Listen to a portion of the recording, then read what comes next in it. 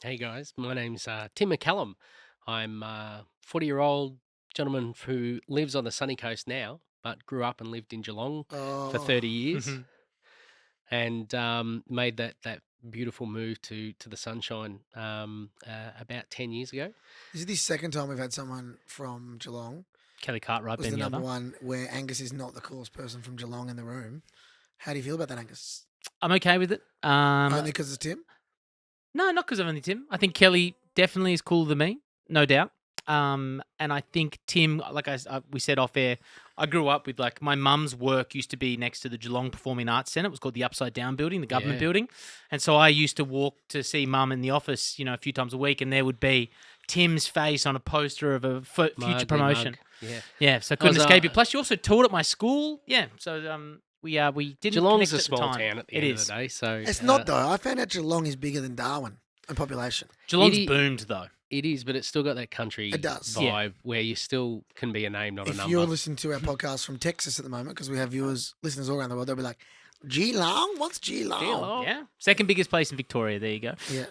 But Tim, you are here in an electric wheelchair with is it a support dog? Yeah, so an assistance dog. Assistance dog. Yeah, my his apologies. name's Casper, beautiful blonde Labrador. Oh, he's gorgeous. Who's fallen asleep after a very early morning. He is Get up asleep. and get on the plane and fly down to chat to you, lovely guys. You have a dog. What kind of dog is it? I have a golden retriever. I was going to say, you've also long got the hair. less cool Labrador in the room, too. No, we do love Casper, and we'll have questions about Casper, including your travel of how you got here. But how did you end up in the wheelchair? Were you born in the wheelchair? No, so I had a Were diving you born in the accident. wheelchair? My apologies. Someone's going to pull me up on that. Were you That's- born Wait, No. I came with out disability? with my wheelchair wrapped to me. I assume that. Yeah, Yeah, that's yeah, true. I am a transformer. Yeah. No, so I grew up, lived in Geelong as we talked about, and was very active, very energetic, enthusiastic young kind of guy. Fell in love with theatre, singing, acting, dancing. Not so much. I was much more of a singer, actor, dancer in that order. Yeah, nice. Found out pretty soon because they put felt on the bottom of a tap shoe. So because they didn't want anyone to hear me. So Them absolutely stuffing it up. yeah. So theatre and singing, performing on treading the boards was always what I wanted to do. But I was also a pretty handy sports person. I played a lot of basketball and a lot of athletics.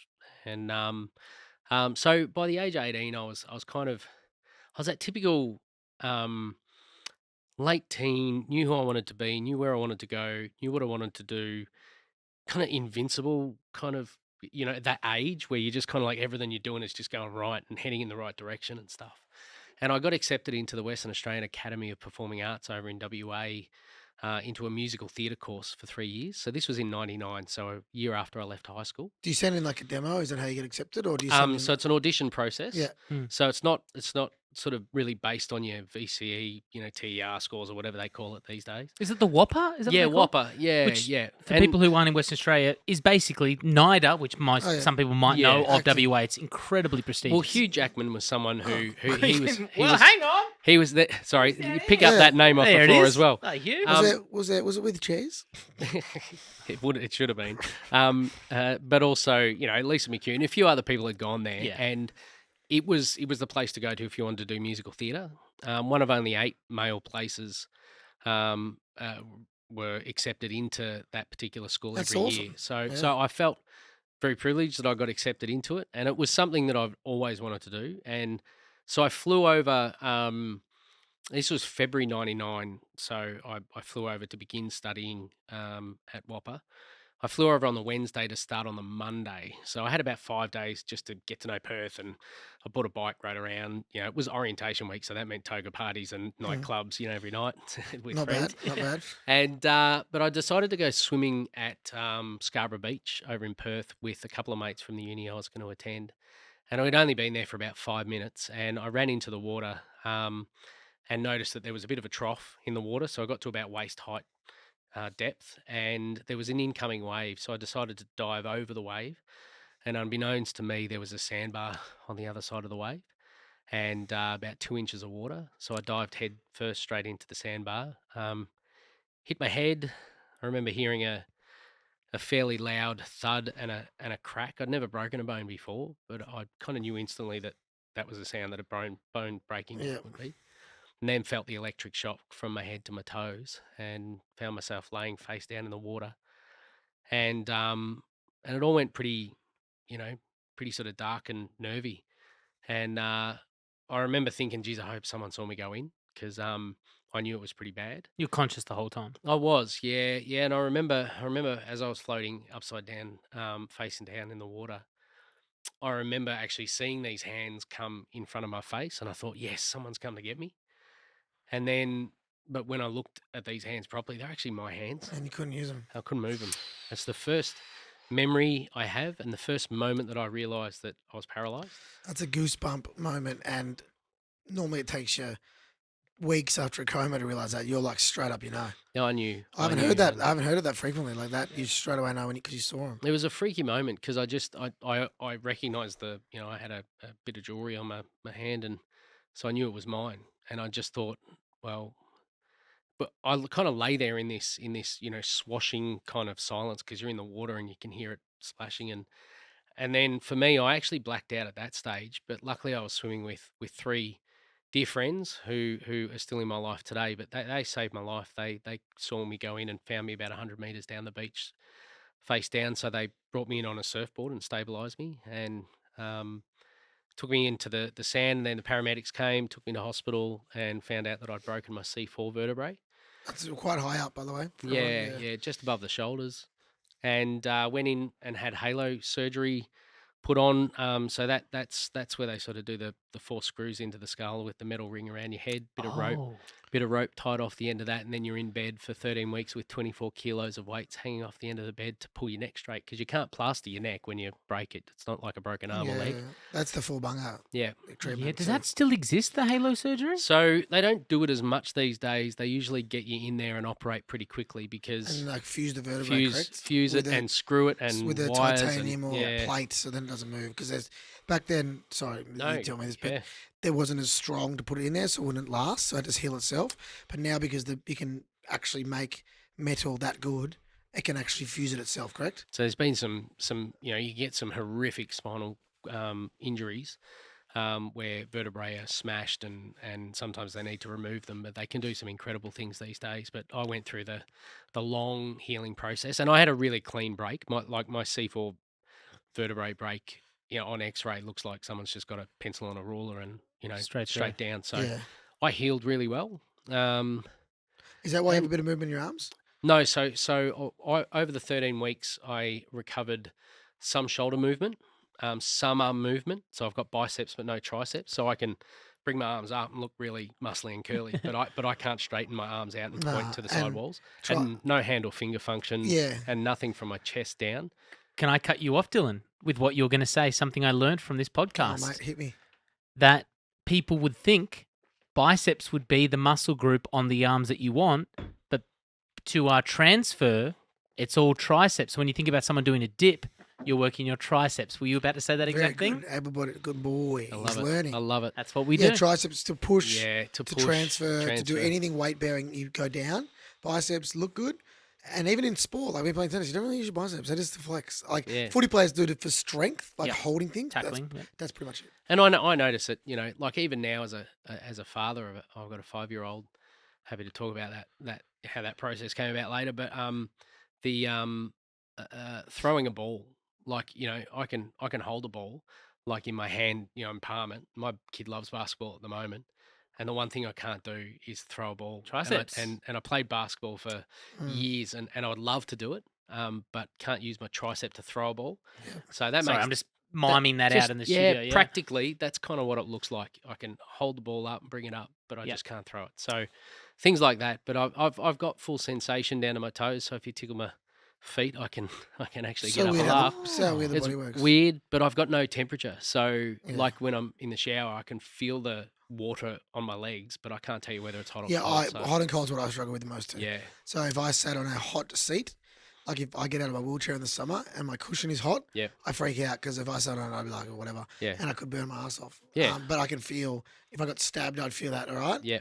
but I would the hot and colds where Yeah. I also battle. Everyone's different. And by the way. we've had a few spinal cord injuries on our show, and every single one is There's different. no two spinal cord injuries the same. M. Carey, who is this incredible story, the girl who fell from the sky, went parachuting in Switzerland, shooting didn't open or did, but just didn't work. She hit the ground, survived, and then before she came in, Dylan's like, there's a difference between breaking your back and doing your spinal cord. And then she's like, oh no, my spinal cord's, because she can walk. Yeah. And Dylan's like, hang on, what? And that's when your mind on that. She's like not putting out false tenses that, you can break your back and walk again. She's like, no, legit, I know I'm lucky. Like, this is how my body works. My spinal cord is broken, but she has the ability to walk but can't use muscles. So it is so weird how the different sensations, like you said, there's no two injuries that are the same. And I see it every day. I'm now a peer support officer for Spinal Life Australia up in Brisbane in the spinal unit. So there's 40 beds full of people who have just recently had their injuries, and so there are 40 different people in there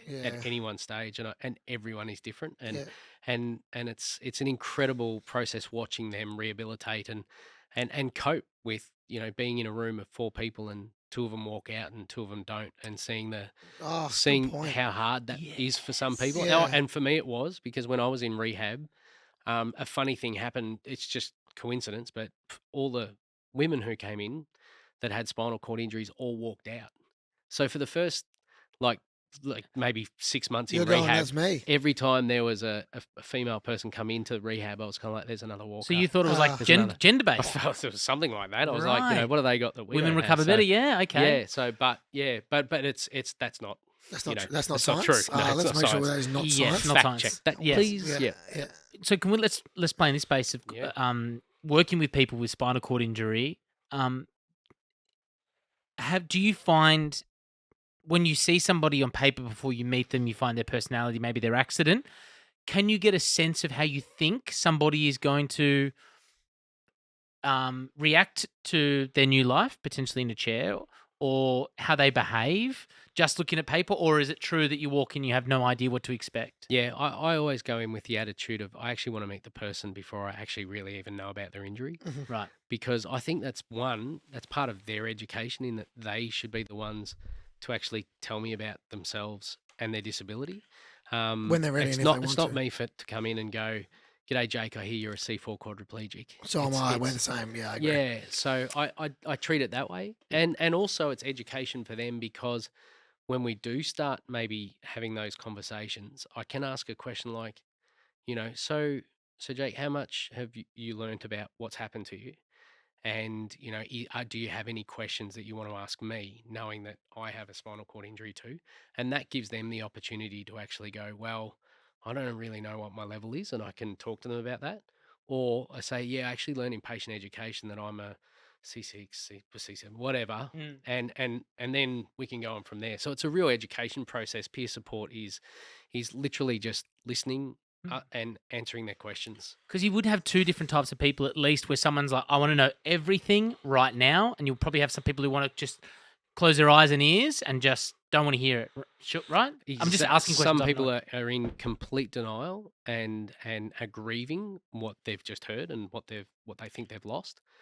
I have some situations where I wheel in on the first visit, and might be a young guy between age 18 and 24, and the first thing he says is, am I still going to be able to have sex? Like, can I still get it up? And, like, I've got a girlfriend and she wants to know and stuff. And then other people I might walk into, a more mature person who has responsibilities around, I got a family and a mortgage and I don't know whether I'm going to work again. And so we go through that process, So some people aren't even, I'm not worried about my body. I'm worried about my family and my kids. Yeah. And other people are like, Good I want to point. know whether or not I can. And the walking have kids, have kids. And the walking is a big one too, because early on I found that most people are, am I ever going to be able to walk again? Like that's the key thing. And that's a really challenging one for me, because I have accepted my disability and have grieved over what I lost that day when I broke my and damaged my spinal cord. But see, I never wanted to be a champion walker. I wanted to be a singer and an entertainer, and I wanted to do other things in life. And so with all the support that I have around me and everything from supportive family to carers to a service dog to a wheelchair that gets me from A to B, the fact that I can fly from Brisbane to Melbourne and be here with you guys today with with a lot of assistance, but still very independently, like I'm still living the life Yeah. that I believe Just that I different. would have lived, just Just different. different. Yeah. I also just love 14-year-old Dylan. Just love that you said the term "get it up." I haven't heard that in a while. You're not still be able to get it up. Well, I actually prefer it to some of the other ways we've spoken about it. There you are. Sorry, I can't believe I just said it. No, mate. That's guess what? That's staying in. I just I'm telling love- Mum not to listen to I this just podcast. loved it. Just how you said it. I was like, "Are we 14?" But that might be the age of the person who's Correct. asking. Correct. That's right. When you became this peer support officer, is that right? Was it correct term? Yeah. It takes a journey to get there. Like, when did you realize you wanted to do that? Because obviously you are very comfortable with your disability. You advocated for it so well. I really love that you're being authentic and vulnerable about it. That obviously doesn't come overnight. When did you realize that was the point where you wanted to be that person for other people in situations like us? Well, firstly, let me take it back to when I was in rehab. I remember the people who had an influence on my acceptance of my disability and teaching me about my new normal. And those people still a part of my life, or some people, I never met again, but I remember them and the words they told me. And then over the years, I suppose being a performer and a speaker, I have I've been able to learn the art of being able to tell my story. And I get asked to do a lot of motivational, inspirational speeches. I don't know the word inspirational speeches, but I get asked to do speaking. And I have found that by telling my story the way I would tell it, I don't intend to be motivational or inspirational. I just tell my story the way it is and how I've done things. And over those years, I suppose I have found an appropriate way to be able to deliver a message of hope and a story of how you can overcome adversity and still achieve your goals and your dreams, and to hopefully make it sound like it's achievable for anyone, whether you're disabled or not. It's a story for everyone. And so I have spent a bit of time in various different rehabilitation settings, traveling around the world. I always drop into a spinal injuries unit just to say g'day. If I'm doing a gig somewhere and I'm there for a week, I might just pop my head in and see some of the therapists or see any patients that might need someone to have a chat to or something. I lived in Canada for 2 years and got to know the Toronto rehabilitation unit there really well. Spent a bit of time in the gym and just got to know some of the patients. So it kind of naturally, organically evolved that my communication skills and my love to just chat to people. I'll talk the leg off a chair, so you guys are going to have to watch the time on this episode, all right? But I then had this idea that I had heard that respiratory illness is the number one killer in people with spinal cord injuries. Yep. And just on that, that's why people are very obviously care about COVID. Like we all think COVID is just like the cold.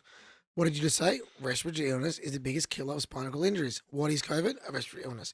Hence why we were saying, look, I know you don't need to wear a mask, but please wear a mask for us. For us. And you might be listening now going, oh, COVID's done. It's not done for us, is it? No. I've had 4 vaccines for that reason. Like, I think I'm pretty much clear on the respiratory, but my scoliosis affects my esophagus and a few things, so I'm a bit wary. Yep. But like someone like yourself who can't cough like me, that's obviously very gnarly, yeah. Yeah. So, and because I'm a singer too, I actually have remained really healthy respiratory wise. And even though my muscles to cough and sneeze and blow my nose are affected, I have a singing technique that I use with my arms and my leverage, and have been able to discover this new way of being able to force air out of my body. And so I thought to myself, well, because of my singing, I've remained really healthy in the ability to get rid of crap that are in our chests and noses, maybe I could teach that to other people. So I came up with this idea of maybe a singing therapy group. And I approached the PA up in Brisbane, the Princess Alexandra Hospital, and I said to them, look, I'm interested in starting a singing group because I want to see if I can improve people's respiratory abilities. And I don't mean to knock the respiratory therapists out there that might be listening, but doing MIPS and MEPS and breathing exercises in hospitals, the most unattractive part of rehabilitation. it's kind of boring. Everyone wants to get into the gym and do physio and OT and hydrotherapy. And respiratory therapy is the first one to finish too. Once you can start breathing, they let you go. But I look at it and go, yet it's still the number one killer in spinal cord injury. So why aren't we working more on it? So I pitched it to them and said, I want to teach them singing and subliminally, because through singing, everyone loves singing. Everyone loves music. I've not met one person who doesn't like music, right? Doesn't matter what kind of music. So I went to the spinal unit, and now every week I run a singing therapy group called Singing Chords as opposed to Spinal Chords. Good.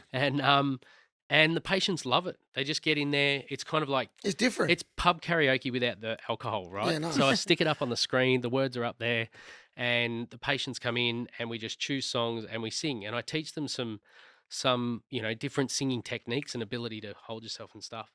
And so from that, they then asked me to be a part of the peer support group with Spinal Life Australia. Okay. Sorry, that was a really long that's good. question. No, I love it. But But that journey of finding yourself and what your niche is around, is a and it little bit... allows me to still do my singing and my art, which I love, and I love teaching it, and I love the joy of music. And then it gives me the opportunity to talk to patients and their family members and friends a bit further about what it takes to get there. So. Well, I want to play in the singing. Yeah, So. I want to play in there too. You went over there on scholarship at the big school in WAAPA. Broke your neck. Did they drop you the next day? No, you know what? They were amazing Okay. because they kept their position open for me for years. Okay. Oh, wow. They said, whenever you want to come back, come back. Did you go back? I didn't. No, for a few reasons. I tried to go back about 3 or 4 years later and sat down with the dean of the school, and in that time I'd actually went back to performing. Okay. My first role was King Lear Herod. or King Herod. King Herod in Jesus Christ Superstar, Nice. and in the GPAC theatre there. Gus would have been a big fan. Yeah. And I just got back into theatre and singing because that's what I wanted to do. And by the time 3 or 4 years later came down, I went and spoke to the dean. He said, "You don't really need to come here. That's like, cool though. You're working, Good. Oh. So I just took that and ran with it, and but I love I got to be really careful because my sister went there for 3 years. And when she got in, and she's done the hard yards, and I love the fact that she studied there, and she's now a working performer. So I get that education and schooling is really important, but I was lucky enough that You're just more talented. oh jeez. Now, so there was my mum not Look at that, listening, yeah. and now my sister's No, not your sister listening. just left Far us. out. Okay. Leave one family member left, Yeah, okay, all right? good. Dad's gonna love it. Yeah. So singing is something that people may know you for a couple of reasons. On the Nine's Voice, The Voice in 2015, Oh, yep. you turned the chairs of every judge. And my own chair. Yeah. Hey, fair All play. four- hey, first guy ever to get 5 chair turns. 4 True. plus 1. Well, actually, Well, it was the 3, yes. the Maddens were due at the time. Benji, so you had 6, was 6. it? Well, Jessie J didn't turn. Oh, didn't she? No, and everyone bagged her for it. And I was, and what was Guess really what I'm going to do? I'm going to bag it right now. No, You don't know at all. music talent? Well, we should also point out, if you don't know the concept of The Voice, you have your back to the singer performing, so you actually don't get. Yeah. So to be fair, she judged you purely off on my voice. of your voice and not you in the chair. And she didn't choose me because she just didn't know what to do with opera. Like she was like, She's a pop singer. She's a pop singer. So I heard it she, because she she hates people with wheelchairs. I'm just kidding. Jessie J. Tag Jessie J, everyone. I'm just kidding. Hashtag no equality. Far out, please. Al mio misterio chioso in me, il nome mio ne son saprà. Don't start this. But you had She's Ricky like- Martin. I went with Ricky Martin. My wife would have course killed you me did. if I didn't go Of with course Ricky. you Hang on, did, hang Ricky on. Martin. The Madden Bros? Madden Bros. Ricky Martin, Yeah. Jessie Delta. J, and Delta. I Do you know what? And I'm I a should have Delta gone man. with. I should have gone with Delta. And Really? You regretted it? I do now Because they care more. Is that well, right? Tell me that. she was an Aussie, And they care more. and I think she would have been her one. I think I would have done better in her team, Because of her voice. She's like more. but 2, I think she would have been well connected here in Australia for Yeah. me to potentially have the opportunity to bank off that. Yeah. Mhm. It's not just What, Ricky you've didn't gotta- say, hey, come and support me on my South American tour? Yeah. So that was the funny thing because Ricky She bangs, she bangs, whopper. Well, my hips haven't moved that far since 1999. So, in the end, it might not have been the best decision. But look, I had a best experience on that because that show does provide an opportunity where you can wheel out and they don't have any preconceived ideas about what I you love look that. like or, Yeah. whatever. and they could just listen to your voice. And I was very, very upfront with the producers and things, because people will know, that show is great entertainment. It is a singing competition, but it's very produced too, right? Hang on. So they put yeah, so much mayonnaise on the storylines. Oh, Did you have a super sad no, pre-story? no. I Did you say don't do I this? said to them early on, I said, Good. my life has never been sad. Yes, I had maybe that moment in the beach, But but let's not put and I'm happy to talk about that, but you've got to look at it from a point of view of like I've had a successful life after that. Yeah. So you promote me as a positive story. Love and I was really proud of what they did. Good. And they worked with me on that. Yeah. No piano ballad near me unless I'm singing to it. From Face Down in the Ocean to Yeah. Ricky Martin's team. What's that song? Please Cole- welcome yeah. Tim McCallum. They still did the Coldplay promo Fix stuff, You? like Yeah. the voice that stops a nation, and, Yeah. that was pretty good. and it was You should do voiceovers. because it so would have been easy to just do that, there were no steps. They do the walking out bit. Yeah. They had me wheeling Of out. course, the all you see is wheels the and- wheels. Yeah. Hey, mate, I remember it. So, Right? yeah. I was like, it's Yeah. one of us on TV. It's One of us. One and of us. and so that's important too, Yeah, right? representation. Yeah. And that was a great opportunity for me to be able to showcase what people with different abilities are able to do. Off-topic disability, I heard The Voice when you're on there, they sign you for these really crappy contracts and they own you for a few years. Was that you too? No, that wasn't me. Okay. I got knocked off before the live rounds, which was really good because then I went straight back into working and got Okay, full-time work from the show. Okay. Love it. For about 5 or 6 years till Awesome. COVID hit, I was, and so yes, there are some contractual things in there because part of winning the program or being a part of the program is a deal. Yep. And that's fine. It can be great for some artists and really tight for others, but that's the industry. You Mm-hmm. just got to know it, and Surprised you weren't the fifth One Direction boy after a while. Could have that got you would in have there. been nice in a group or something. Yeah. Also did the AFL Grand Final when Oh. COVID hit. And, of course, you was in Brisbane, your hometown or your home state, because you're on the sunny coast, in 2020. How was that?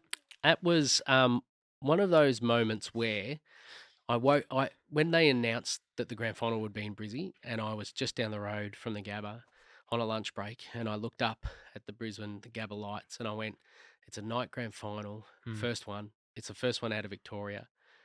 I want to sing that anthem." I had watched people sing that anthem for years and years, been growing up in Victoria. Yeah. I'm a third generation long-suffering Saints supporter, Mhm. and the Saints were playing pretty well at the time. They're but- allergic to grand finals, aren't or we're attracted to losing. they? Yeah, one of those. One or the other. Anyway, look, I didn't know how to go about it, even though I had some contacts. But I thought I'd try the power of social media. I put a post out with a bit of a pitch that here I am. I'm ex-Victorian. I love my football. There's no one more passionate living in Brisbane than me. I have sung the anthem over 300 times, so I'm qualified enough to sing it. You're on the second verse, baby. I know the second I'm verse. ready for it. Beneath our Yes, radiant sun. Gus doesn't even know it. There we go. Just mumbled along. And so I put in this, this honest pitch, and I said, you just got to throw your hat in the ring or your hat in the centre circle. And within 48 hours, it had over a couple of thousand hits and likes and shares, and it just got to the right people, and they happened to take it. And I got a phone call from Big Gil, and Gil McLaughlin, yeah, AFL CEO at the time, potentially. At the time, and he gave me a call and he said, "Enough's enough. Take the post down. Nice. You got it." Hey. Well, it was either Which is you or great. Powderfinger, and they are didn't want to come back Shepherd. or too expensive. So Already playing. yeah, you would have been like, $1 million, Gil. So yeah. Australians, oh, let us rejoice, for we are young and free. We've golden soil and wealth for toil. Our home is good by sea. So the gig itself was incredible, and You nailed it, by the way. it's hard. Thank you. I'm really proud of it. We did a great arrangement of it, and it's a hard anthem to top in Australia now. Yeah, So it's pretty cool. Good on you, brother. A couple of more music questions, obviously. What excuses have you heard from venues, theatres, pubs, etc., about why you can't perform? Yeah, great question. Budget's probably the most common one. Do you think that's an excuse of an excuse sometimes? No, it's never. No? It's Okay. never. It's kind of like because you're putting a numeral factor on what my worth is to you. That's Like sorry, I the didn't think currency, about that. Like, so Yeah. we can't afford a ramp to this. So I get it at like community carols and things, and I understand that they have budgets. Mhm. But when I get asked to go and sing at a council's carols, which I get, like 20 every November, December. I'm doing carols out of my ears. I look forward to my first silent night sometimes. But they'll come to me and say, look, we actually can't afford a ramp or a lift. Do you mind if we carry up the stairs? And I'm like, yeah, I do. I'm like, find it in the budget. But also, I'd get carried because my chair weighs like 50 less kilos. Isn't it? Like No, but I do use a manual chair too. Okay. So and even in my manual chair, I have to be really careful because sometimes you've just got to do a gig and there's no way around it. But if I get a poor excuse for access, I agree. I then hold them accountable. Cool. So, but other That's excuses something I are probably like, don't do enough, to be honest. There you go. it's probably like, like this is an old building. Sometimes you actually, you can't do anything about an old building. Correct. And so what you then got to do though is say, right, what you need to provide me are, 4 really responsible people to be able to lift me and listen to my instructions, and it's got to be done this way and safely and blah blah blah. So there are ways around it, but I just some of the excuses you get are and around. There's so many ways. Like, here's a really easy fix. There are these new lifts, right, where they're like hand crank, which you can go on. 5 councils could share that one hand crank. It'd cost them $1,500 to buy it, and you use it. So rather than the elevators that go bzzz with the button, Angus, you wind them. So they're like cheaper because they're like use manpower, but they work just the same. Yeah, Probably cheaper as well to way cheaper when an elevator breaks. Well, it doesn't break. You just double Yeah. D40 it. Why couldn't 5 councils buy that and share it? So there you go. I just even think like this is just a general one. Like I even think like restaurants and shops and stuff. I've just had a wheel along the street up here and looked at how many shops have a step out the front. Not amazing. We are in a spot where it's not amazing. Sure, but I kind of And that's not an excuse. I agree with you. But I kind of look at it and go, for less than $300, you can go down to a accessible equipment store, Even Bunnings got something. Bunnings and things, and you could just buy it and have it behind the door if you don't want to store it out in the front path. But just have a little sticker at the front that says, "Just ask for the rest." Exactly. Anyways, and people always say, excuse me. People always say, "Oh, but how do I do that without being weird?" I say, just write all abilities welcome on the front door. Like, it's not hard. Or disabilities. I've had people like say, done. You're like, oh, I'll go shop there because you've asked. I've had someone say to me, "Oh, we actually never get people with disabilities come into the store," and I'm like, "Yeah, you know why? Just can't get in. Yeah, it's shock horror. They can't get in, And they can't tell you they want to come in Yeah. because you're behind the counter. So the Greek store goes, well, we don't need a ramp, but the Italian store's doing a roaming business because he's got a ramp. Exactly. And he's wondering, where's all this business? If I don't, can I move on to the guy who's talking in his sleep beneath my legs? We can do that, and then want to get back on the singing. Okay, Casper. Yes. Your support dog. Yeah. For one, I mean, I'm not going to pat him. Why can't you pat him? He'll bite your hand off. Yeah, but also No, why? he definitely wouldn't. Well, he's working. What does that mean? Well, he's a working dog, so therefore I don't want to distract him. How do you know he's working? Well, he's got his vest on. Thank you very much. Smart guy. And can I also maybe dispel a myth here about why you can't pat the service dogs? Because there are various reasons. Obviously, guide dogs and hearing dogs are lifeline dogs. Yeah. So they are ones that need to be on duty and focused like 24 hours a day. Good example is Steph Agnew has Rocky, her black lab and golden retriever, and she tells a story of a guy patting him at the lights without her knowing. And then it goes and he gets confused because this dog's like, whoa, look at the puppy. Yeah. And she's like, if I step out into traffic, he's got a job, Whereas Casper, like he is sound asleep here. He doesn't need to be working because I need him to be able to pick up things off the floor, open and close doors, help with the shopping, answer the phone, does all these physical tasks. Answer the phone. Answer the I mean, he doesn't sound like Scooby-Doo, but he goes and picks it up. Hello, it is Casper.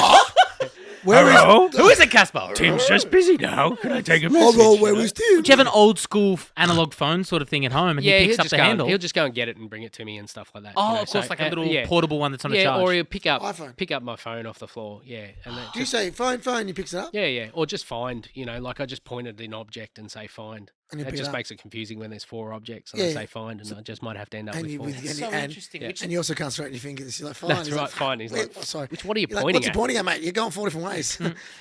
But that's obviously because you're in, the chair that you're in. You sit quite high, so you couldn't, even if you had more dexterity in your fingers. No, I couldn't even reach the ground. Exactly. So he's there for that. Yeah. One of my questions was, what's Casper's role? So he can do, he's been trained to do, 40, 50 different tasks.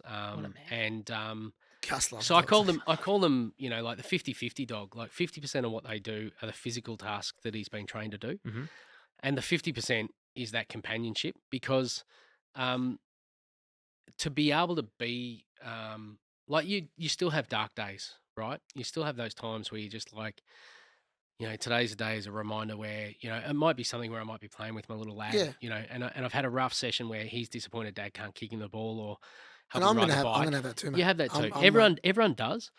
But it's just that time where he just comes up with that unconditional love, and you can't train that in a dog. They just have it, right? So they're the 50-50 dog for me. I've been really blessed with 3 great dogs over my disabled journey, Buster, Roxy, and now Casper. And it's a great program. Assistance Dogs Australia do a great job. They give the dogs for free and train them up. He was trained in a prison in Brisbane with our Pups in Prison program. So don't worry, he hasn't grabbed a file and gone to run off. So it was an inmate's Has he job ever to tried take care of I him. was about to say, has he ever tried to shank you? No, he hasn't learnt the prison ways Yeah, as such. He was with a good group of But that's people. because an inmate was giving him a puppy, Yep. and it was his responsibility or her responsibility while behind bars Yep. to train him under the assistance or guidance of That's actually right. the pretty cool. program. Yeah, That so we've is set up the program. awesome. Yeah, we've had them around Australia for quite a few years now, and it's a great therapeutic program for the prison inmates, Mm. and they're now starting to get some education out of that and some qualifications, so it gives them a job once they're out. Oh, that'd be good And- when their dog got taken off them in prison. Look, it really is tough, but for any educators out there that do train guide dogs and hearing dogs and assistance dogs, they actually find it more rewarding knowing that their dog is actually helping someone Course, improve didn't think of that. their lives Yeah. with the disability. So it is something that I encourage people to get into. If they are looking to train a little miniature dachshund called Sauce, who is a little bastard, I've heard stories about Sauce. Yeah. So He's a could little do bastard. with he could do 2 years of training and $40,000 of seriously, investment. So let's send him to, seriously. let's send him to Barwon prison. He'll come back a new dog. I'm in. I'm in. All right. You wanted to get back into singing, Dill? Well, first, you have a child that is a dog, but you also got a human child, you said before. yeah, Name? Nelson. Talk us through how did Nelson come about? I always wanted to be a dad, and my lovely wife Mel was not reluctant, but just she works in child welfare, so it was one of these things. It was just kind of not now, Yep. Not right time and things, and but we're sort of a bit more mature parents. We were unable to have a child naturally, so we went down the IVF path. Yep. And thanks to the blessing of modern science and that particular medical science, we were able to have Nelson, it's a huge blessing, and he is every part energetic, enthusiastic, motivated me. But thank goodness he's got Mel's, sort of patience and smarts and a bit more cautiousness. But he's a great kid, whirlwind, love him. And all the fears that I had of parenting before he was born, in terms of can I hold him, like with my physical abilities, how am I going to, Do anything? feed him? Yeah. How am I going to do anything? Even to now. I'm worried about that too, mate. Like, what am I going to do? Yeah, like even the riding the bike thing, right? Like I'm a dad that can't hold my child on his bike when we take the training wheels off. I just have to talk to Nelson about, mate, the reality is you're going to fall, but I've provided you a safe ground. You're going to be okay. You just got to keep trying, getting back up on the bike. You're not going to hurt yourself. So I've got to talk him through it. And so I suppose I've found different ways of being able to parent, even though my physical abilities have been taken away. I feel like we communicate on a better level, and it still works. He now rides a bike faster than I can wheel, which is a danger because Yeah, I was going to say, you got to he's catch off up. around the block before I am. So, but yeah, Great lesson to anyone who's listening with disability who wants to have kids, including me. Good lesson. highly recommend it, Dylan. Yeah. It's I'm doing it. Yeah, we froze. Shouldn't mind me saying this. Chantel No, froze her yeah. eggs Yep. the other week. So yeah, not yet, but we'll do it. We might be I- natural, might be IVF. We don't know yet. I had my swimmers on freeze for nearly 10 years, Yeah. and paid the refrigeration bill every Oh, year, yeah. It's not an knowing annual cost. Smart, though. not knowing that whether I would use them or not. Yeah. Not without its challenges though, and I will say this. And I know Mel. This was a tough period for us, but we went through a few miscarriages before and after it's hard, we had man. Nels, and that is just the same as anyone who's going through trying to Yeah. have a child. The statistics are quite high, and it's something that we don't often talk about. And but I think it's really important to talk about, because while we were blessed with this beautiful child, we could have also have not been blessed with a child. And some people And- are like that, yeah. disability or not as well. Yeah. Yeah. So I think some of the fears that you spoke about as well are, not fears that aren't relatable to myself as well with a, 18-month-year-old. So I think also one other thing which is annoying, people that have to do IVF, especially people with disability, is the cost. Like it Yeah. just it that is costs. true. And if you And that's want, not if you you're not getting money back from that. nah, if you really want it, and that can be a and burden. the physical toil on Hurts your a bit, partner. yeah. It just it's My beautiful partner Shondi, like the hormones that she was pumping into, I was like, I don't Yeah, have to the do daily that. injections or Like, whatever yeah, leading she up was an to absolute a trooper. She was amazing. amazing, aren't they? Honestly Yeah, it blew amazing. my mind. Yeah. Yeah. bowl of uncomfortable. Yeah, Bowl of uncomfortable. Tim's just sat back in his chair a little bit. He's aware of what the bowl of uncomfortable I'm is. strapping in. This is where you guys listening send us questions you wouldn't feel comfortable asking. Maybe Tim on the street because he's a stranger. Go up and say hello. You won't be a stranger no more. But also, maybe we help break down some stigmas around disability as well, because that's what we're trying to do. Have open discussion in the hope that, maybe Tim doesn't get some of the boring questions in the future because maybe you listen to the podcast. I've got two, so I'm going to go first. Trucky Mark, Facebook. Oh. It's his name, Trucky Mark. He Mark. says, do you ever fall in love with your support workers or carers? I'm able-bodied, but imagine someone with the empathy to help others would be quite attractive. That's a great question. That's a really good question. I've seen it. Seen it a lot. Reciprocation? It never happened to me. Yeah. It was not something that I ever thought about. But I have seen it both from friends and colleagues, and I've also seen it from patients in rehabilitation that I see, and reciprocated. Some are. Yep. Some aren't.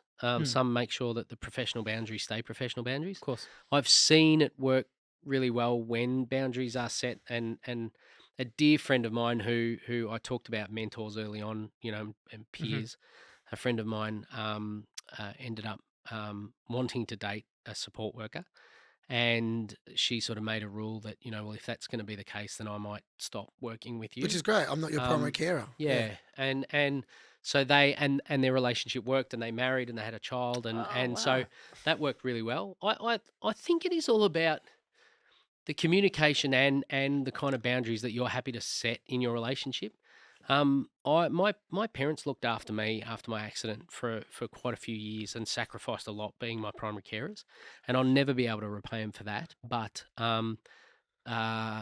when I eventually moved out of home and had support workers in my life kind of changed forever, because I got my parents back. Yeah, exactly. I didn't have them as carers. Yeah. And I think sometimes when you are dating a support worker and you're doing those two things at the same time, you have to learn what is a relationship conversation and what is carer conversations and moments. So, I think Joel also spoke about that as well, having boundaries between picking Netflix for my partner and wiping my bum. Yeah. I don't want those two to get mixed. I kind of have experience, in the past where those lines can be really blurry.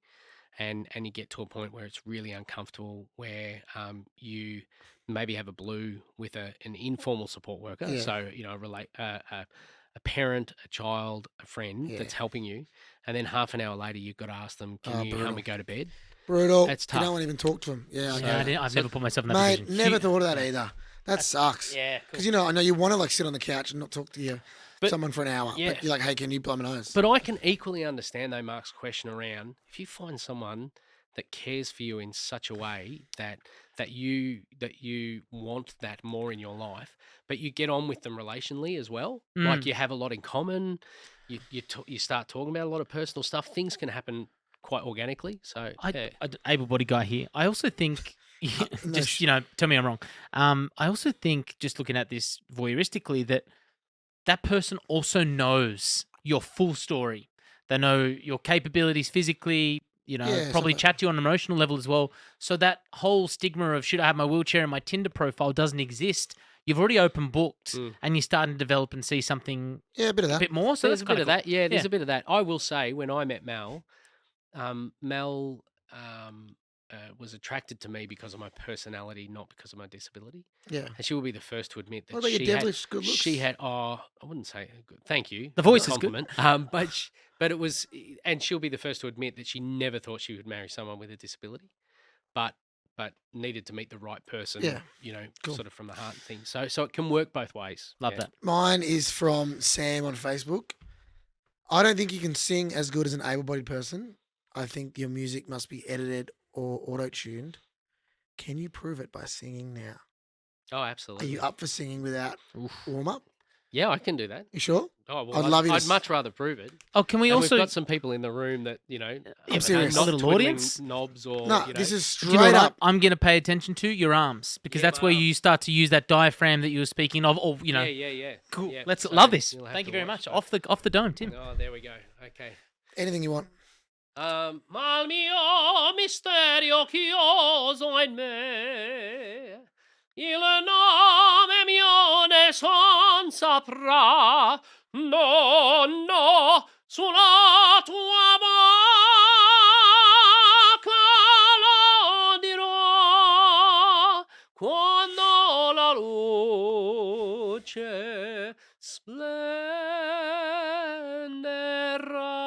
splenderà. Get stuffed. That's huge. That was off no very warm-up. Yeah, no Most warm-up. people warm up for that. Unbelievable. There was zero auto-tune, anything involved in that. Yeah, Mate, that that was was beautiful. raw. Thank you. Ability Fest. What do you charge? Can I afford you? I think We'll I- negotiate. We'll Negotiate. Have you got access? You'd hope so. Have you? Are you Hey, ready for a guess what? yes? I got a yes/no ball of Yeah. uncomfortable that I love. Do you think any of the voice judges, when they turned around, went, "Shit, this bloke's in a wheelchair"? Yes. Don't name him, but we love that. That's a great way to finish. Ricky's face. Yeah. He's like, oh, don't choose me, don't choose me. What am I going to do What with am I going this? to do with this guy? I'm all about the league. I'm all about dancing. You're a flipping legend, mate. Thank you for coming on, being so vulnerable. Love your work. Beautiful voice as well. Make sure people, as you said, you not only corporate sing, but you corporate speak as well. So plenty of people can hit you up. TimMcCallum.com.au and at Tim McCallum Entertainment on Instagram. Of course, we're going to make that easy for you guys. You're one click away from getting in contact with him himself. Right in the show notes below where you listen to this podcast. A huge thank you to you, not only for the fact that we've been trying to organise this for a while, you flew down Yeah, you're a weapon. from Brisbane to be here. It means so much to us to share your story in person. We wouldn't have had the same interaction had it been on monitor. So a big thank you to you, and we hope that, book this bloke. My pleasure. It's been lovely to chat to you guys anytime. And thanks, listeners. Make sure you're listening to other. I've loved listening to your podcast. Good. I just say, can I say it on just it wanna say- while we're on air? It's Yeah. been a joy to I want to listen say to you sorry to guys. your mum and your less talented sister as well. All right, so George. Sorry, Georgie. No, Thanks. you're great. I love you. yeah, good. Thank you, mate.